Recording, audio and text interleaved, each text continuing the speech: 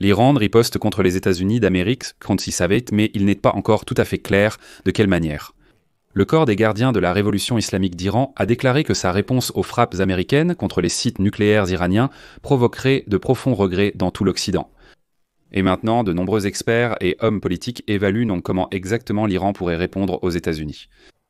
D'un côté, l'Iran ne dispose objectivement pas de la puissance militaire nécessaire pour répondre aux États-Unis. Aujourd'hui, l'Iran, comme il l'affirme lui-même, a frappé Israël en réponse aux attaques des États-Unis. De plus, le Parlement iranien a déjà pris la décision de fermer le détroit d'Ormuz, ce qui arrêtera le commerce mondial et fera grimper les prix du pétrole. D'un autre côté, aux États-Unis, ils ont déjà renforcé les mesures de sécurité, craignant des actes terroristes. Eh bien, à Washington, ils ont déjà déclaré ouvertement que l'Iran, dans son désespoir, pourrait activer ses cellules terroristes dormantes aux États-Unis et en Europe, comme cela a été le cas avec les forces par procuration au Moyen-Orient, et commencer une guerre hybride contre tout l'Occident. L'objectif principal est de préserver le régime d'Ayatollah Khamenei et de répandre le chaos dans le monde entier. Alors, comment l'Iran peut-il réellement répondre aux États-Unis ? Discutons-en ensemble dans cet épisode. Je m'appelle Alexei Pesci, aujourd'hui nous sommes le 22 juin. Passons maintenant à l'ordre du jour. Mais avant de commencer, je vous demande de vous abonner à cette chaîne, de liker cet épisode, d'écrire n'importe quel commentaire, et aussi de vous abonner à ma chaîne Telegram, où nous publions des actualités en temps réel. Elle s'appelle Pesci News S. Le lien se trouve dans la description de cette vidéo.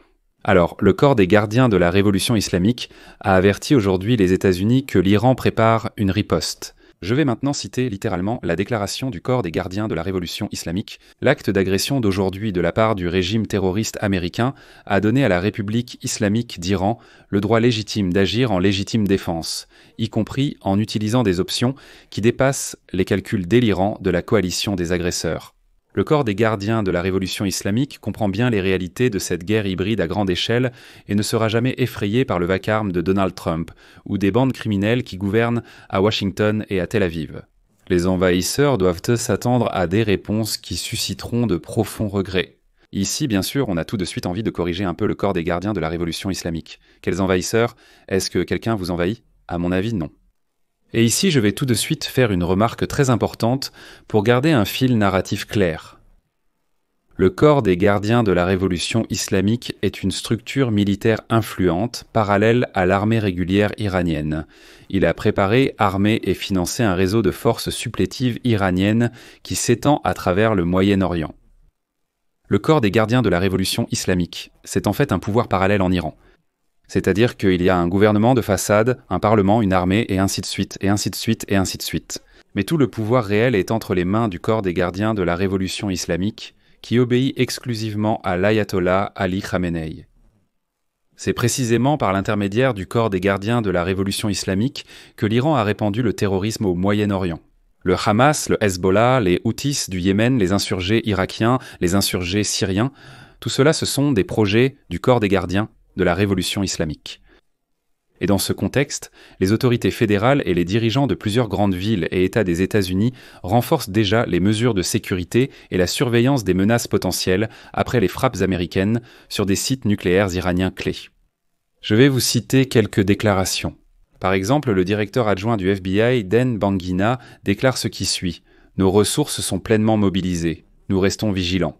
Que Dieu bénisse l'Amérique et tous ceux qui la protègent. » La ministre de la Sécurité intérieure des États-Unis, Christine Ahem, déclare « Nous travaillerons sans relâche pour protéger la patrie américaine. » Le département de police de New York déclare « Nous suivons la situation qui se déroule en Iran. » Par mesure de précaution, nous déployons des ressources supplémentaires vers les sites religieux, culturels et diplomatiques à travers tout New York et nous coordonnons nos actions avec nos partenaires fédéraux. Compte tenu du statut mondial particulier de New York, nous prenons cette situation extrêmement au sérieux. Tous les organismes publics, les services publics et autres infrastructures critiques sont en état d'alerte renforcée afin de surveiller toute violation potentielle. La police de Washington maintiendra une présence renforcée dans les établissements religieux. C'est ce qu'a annoncé la police métropolitaine. Et ainsi de suite, et ainsi de suite. Vous comprenez donc l'ambiance générale à l'intérieur des États-Unis ? Dans ce contexte, le ministre iranien des Affaires étrangères, Abbas Araghchi, a déclaré que la Maison-Blanche belliqueuse porterait l'entière responsabilité des conséquences de ces actes. Voici sa citation. La République islamique d'Iran condamne avec la plus grande fermeté l'agression militaire brutale des États-Unis contre les installations nucléaires pacifiques de l'Iran. Il s'agit d'une violation scandaleuse, flagrante et sans précédent des principes fondamentaux de la Charte des Nations Unies et du droit international. L'administration belliqueuse et hors-la-loi de Washington porte l'entière et exclusive responsabilité des conséquences dangereuses et des répercussions de grande portée de son acte d'agression. Le silence face à une telle agression flagrante plongera le monde dans un niveau de danger et de chaos sans précédent. L'humanité est allée trop loin en tant qu'espèce pour permettre à un voyou hors la loi de nous ramener à la loi de la jungle. Eh bien, une telle bravade, bien sûr, est très bruyante, belle, je l'admets, joliment formulée, mais un peu mensongère. Ici, on fait appel au droit international, on parle du fait que les États-Unis d'Amérique sèment le chaos et l'anarchie au Moyen-Orient. Mais avant qu'Araqchi ne fasse de telles déclarations, il faudrait se rappeler que le Hamas, le Hezbollah, les Houthis du Yémen et toutes ces organisations terroristes au Moyen-Orient sont l'œuvre de son patron, l'ayatollah Ali Khamenei. Ainsi, les analystes affirment actuellement que la décision du président américain Donald Trump de frapper les sites nucléaires iraniens place réellement le Moyen-Orient dans une situation instable.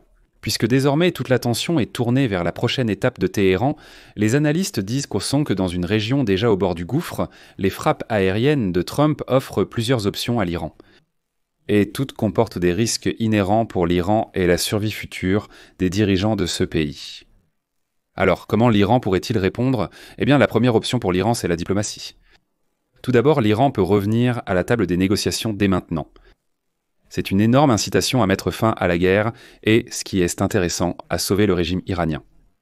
L'Iran peut déclarer qu'il est prêt à entamer des négociations et à demander la fin de la guerre. Mais ces négociations doivent se faire sur la base d'un enrichissement d'uranium nul.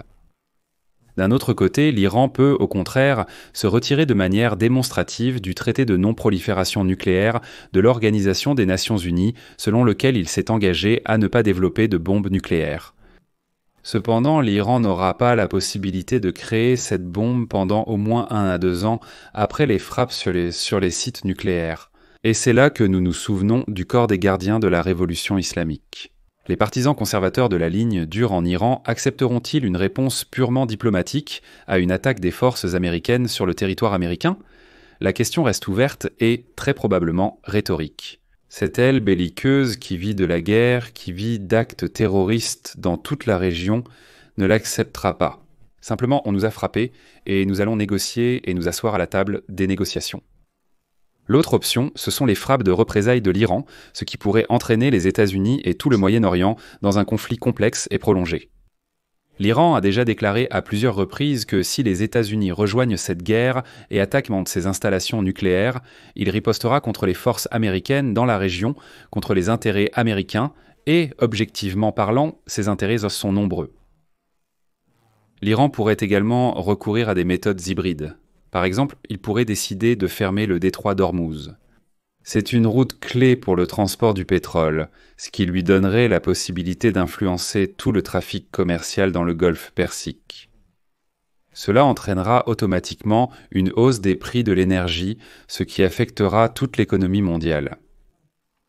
Et cette influence géographique sur le transport mondial donne à l'Iran la possibilité de provoquer un choc sur les marchés pétroliers, de faire monter les prix du pétrole, de provoquer l'inflation et de ruiner le programme économique de Trump. Donc il y a vraiment des risques. Et aujourd'hui, le Parlement iranien a déjà pris la décision de fermer le détroit d'Ormuz.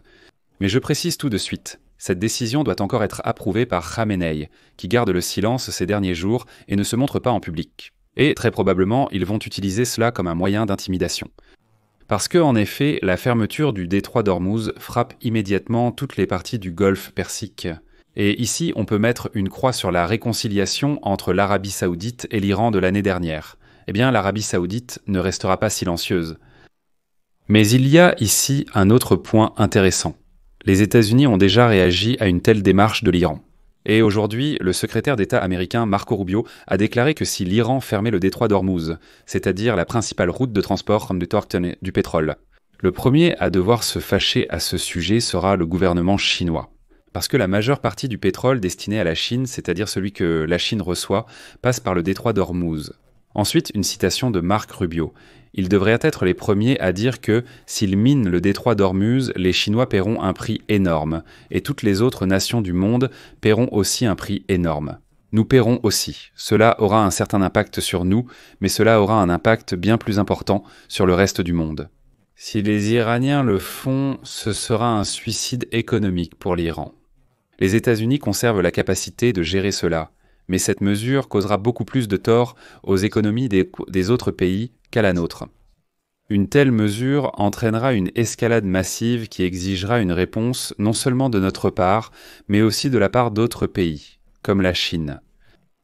C'est-à-dire que Marco Rubio dit clairement que les Chinois ne pourront pas simplement rester assis sans rien faire.